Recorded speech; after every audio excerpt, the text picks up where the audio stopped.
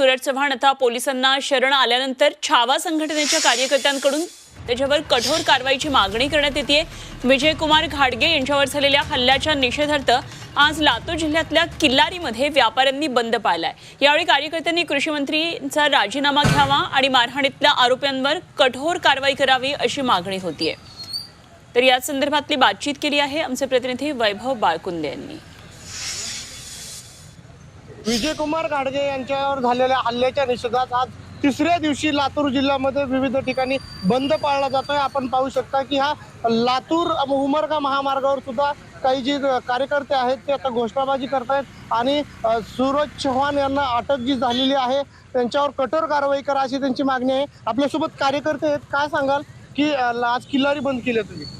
किल्लारी बनण्यासाठी केले की सूरज चव्हाण अटक आहे आता तुमच्या माध्यमातून आम्हाला समजले। तर सूरज चव्हाण लहान गुन्हे दाखल न करता त्यांच्यावर कठोर अशी कारवाई झाली पाहिजे आणि पुन्हा असे एखाद्या शेतकरी पुत्रावर एखाद्या माजलेल्या सरकारमध्ये सत्तेतल्या एका पदाधिकाऱ्याने अवमानाची मारहाण केली नाही पाहिजे।